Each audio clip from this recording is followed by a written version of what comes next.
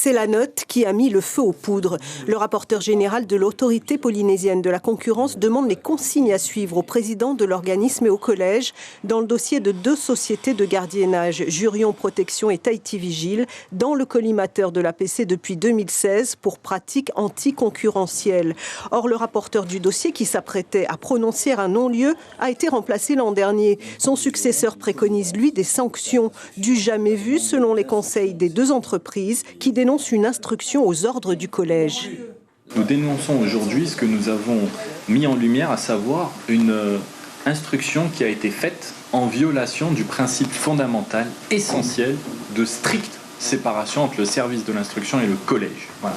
C'est un principe qui est garanti par la loi, qui est garanti par le Conseil constitutionnel, et il est apparu que dans la pratique, l'instruction de cette affaire a été faite au mépris, effectivement, de ce principe essentiel.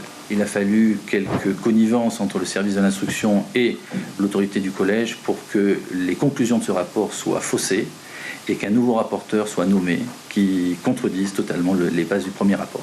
Donc il faut absolument qu'on revienne à la genèse même de ce dossier et qu'on rétablisse les droits de nos clients, à savoir les mettre hors de cause définitivement pour préserver aussi les 450 emplois qu'ils sont aujourd'hui en mesure de sécuriser.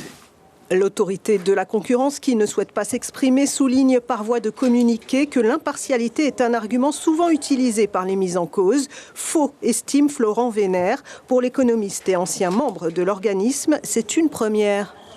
Ce qu'utilisent les mises en cause très souvent, c'est le fait qu'on ne les a pas suffisamment écoutés, qu'on n'a pas respecté le contradictoire, le droit de la défense, et bon, ça c'est commun. Mais par contre, le principe de violation de la séparation de l'instruction et du jugement, ça moi je ne l'ai jamais vu soulevé dans une affaire. Parce que pour le soulever, en fait, comme c'est quand même très grave, il faut avoir des preuves. Et donc du coup, si les avocats n'ont pas de preuves, on n'est pas sur la question du sentiment ou de la perception des choses, il faut des preuves matérielles, des faits matériels.